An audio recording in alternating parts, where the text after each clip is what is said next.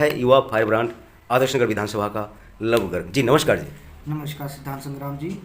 मैं लवगर्ग आदर्श नगर विधानसभा से युवा अध्यक्ष। सबसे पहले तो मैं सिद्धांत संग्राम जी सभी दर्शकों को अपनी ओर से नमस्कार करना चाहता हूँ जी, अगर बात करें 10 साल वर्सेज 15 साल, 10 साल केजरीवाल के और 15 साल कांग्रेस के, तो क्या लग रहा है आपको? देखिए, जहाँ तक मुझे लगता है कि 10 साल में कोई भी कार्य नहीं हुआ, और जब 15 साल शीला दीक्षित जी की सरकार थी, कांग्रेस की सरकार थी, हर जगह विकास हुआ करता था, सड़कें बनती थी, हर जगह आप देख लीजिए मेट्रो की लाइनें हैं। आज क्या सुविधा नहीं है हमारे पास? सिर्फ और सिर्फ 15 साल में जो कार्य हुए हैं वही हमारे पास है, और 10 साल के अंदर कोई भी कार्य नहीं हुआ। लव जी, ऐसा आप कह रहे हैं कि दिल्ली 25 साल चली गई पीछे, दिल्ली का विकास, दिल्ली का सोच और चिंतन जो शीला दीक्षित वाली थी, ऐसा क्यों?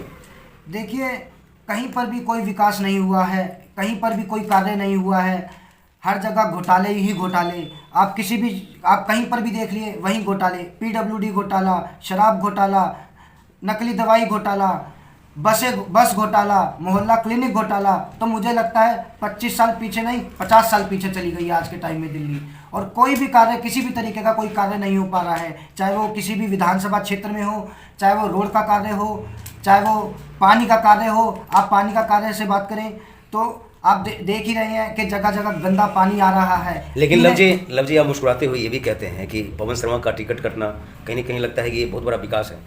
देखिए, बिल्कुल विकास है। पवन शर्मा जी जब से यहाँ से 10 साल से एमएलए रहे हैं, और पवन जी के राज में कोई भी विकास कार्य यहाँ नहीं हुआ है। और यह हमारी विधानसभा क्षेत्र में बहुत सी ऐसी समस्याएं हैं जिनका कभी भी समाधान हो ही नहीं पाया है। चाहे वो सड़कें बनाना हो, चाहे वो पानी की नई लाइनें डालना हो। ये कहते हैं कि हमने पानी की लाइनें डाली हैं, डाली कहाँ है? हमें तो नहीं लगता कहीं पर भी डाली हैं।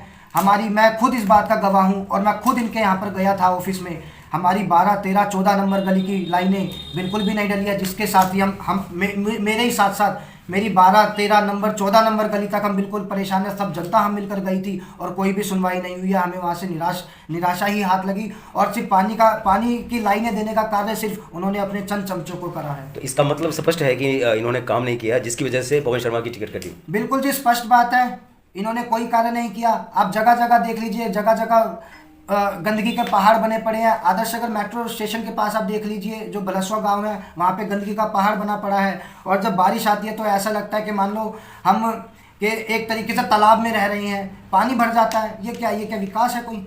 केजरीवाल का मानना है कि जो शीला दीक्षित नहीं कर पाई, उनको लोग गलत तरीके से विकास की देवी कहते हैं। विकास तो हमने किया, हमने 10 साल हमें दिल्ली की जनता ने मौका दिया। देखिए, क्या विकास किया है? अगर मैं ये कहता हूँ कि केजरीवाल सरकार जी का एक बंदा आकर मुझे ये दिखा दें कि क्या ये विकास हमने किया है। और शीला दीक्षित जी का विकास पूरी जनता को नज़र आता है, पूरी दिल्ली सरकार की जनता को नज़र आता है। शीला दीक्षित जी की सरकार ने हमें क्या नहीं दिया? लोग उनको ऐसे ही विकास की देवी नहीं मानते। उन्होंने विकास किया है, तभी तो उनको विकास की देवी मानते हैं। और जनता केजरीवाल को भ्रष्ट क्यों कहते? क्योंकि साफ साफ दिख रहा है कि वो भ्रष्टाचार करते हुए आए हैं, और हर जगह उन्होंने भ्रष्टाचार फैला रखा है। तो क्या लगता है कि 2,500 वाली जो योजना है वो कहीं न कहीं, देखिए, उनकी जो हमारी पार्टी ने अगर वादा किया है तो वो करेगी ज़रूर, और 2500 रुपये का वादा दिया है तो आएंगे ज़रूर। हमारी सरकार कभी भी झूठा वादा नहीं करती।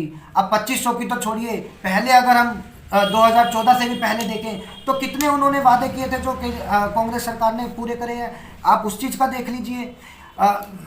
शीला दीक्षित सरकार लेकर आई थी कि जिस भी बच्चे की शादी होगी उनको हम सम्मान देंगे, और उनको पैसा दिया जाता था शादी में। जब शादी का कार्ड हम उनको, जो भी हमारे यहाँ के क्षेत्र के एमएलए होते थे, शादी का कार्ड हम उनको देकर आते थे, और वो हमारे बेटी के अकाउंट में पैसे डालते थे।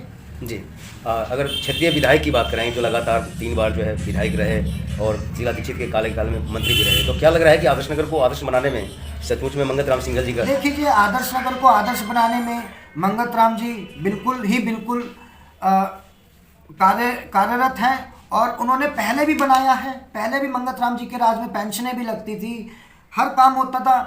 क्षेत्र का कोई भी इंसान मंगत राम जी के ऑफिस में अगर जाता था तो वो कभी निराश वापस नहीं आता था। उनके हर काम होते थे, पेंशन्स लगती थी, और कोई भी विकास का कार्य हो मंगत राम जी कभी भी पीछे नहीं हटते थे। आप रामगढ़ का देख लीजिए, रामगढ़ का क्या हाल होता था। उन्होंने रामगढ़ बनवाया, रामगढ़ के लिए मंगत राम जी बजट पास करवा के लाए। नालियाँ अगर हम देखें तो नालियाँ उन्होंने बनवाई थी, उनके टाइम की नालियाँ बनी हुई हैं, रोड उनके टाइम के बने हुए हैं। सिर्फ ये तो क्या करते हैं, हल्का फुल्का खोदा और वहीं पर ही लीपा पोती करके अपना रोड बना लेते हैं, ये कि हमने कार्य किया है।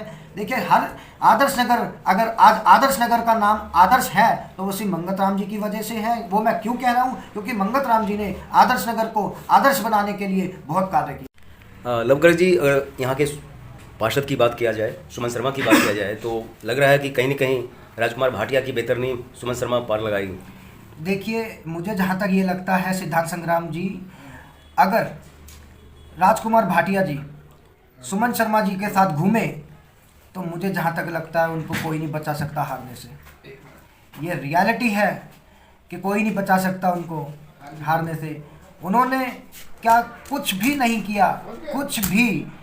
वो सबसे ज़्यादा भ्रष्टाचारी निकली, सबसे ज़्यादा।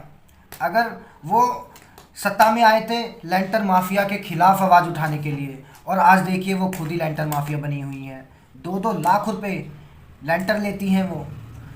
अगर उनसे सफाई की बात करें तो नालियां भरी पड़ी, आप पूरे संजय नगर, महेंद्र पार्क, पूरे विधानसभा में आप इनके वार्ड में देख लीजिए, नालियां भरी पड़ी है हर, और गंदगी हो रखी है।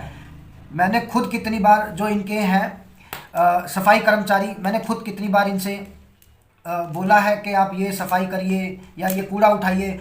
ये उल्टा हमको आंख दिखाते हैं कि जाओ कर लो कंप्लेंट, किससे करोगे, मैडम तो हमारी अपनी है। उनके ऐसे शब्द होते हैं कर्मचारियों के। आप बताइए क्या करिए। मैं अभी के अभी ताज़ा आपको बात बताऊंगा, आज सुबह की बात है। मेरे इधर ऑफिस के बाहर नाली का कूड़ा निकाला गया, और मैंने कर्मचारी से कहा कि ये नाली का कूड़ा जो है उठा लीजिए, और वो आग दिखा के गया, जा कर ले, मैं नहीं उठाता, जा कर ले, कंप्लेंट क्या करेगा। तो इस कदर उन्होंने यहाँ पर हाहाकार मचवा रखा है। और लेकिन इससे पहले मुकेश गोयल यहाँ के पार्षद थे। देखिए, मुकेश गोयल जी ने भी कुछ नहीं किया। मुकेश गोयल जी पार्षद थे, तब भी कुछ नहीं किया।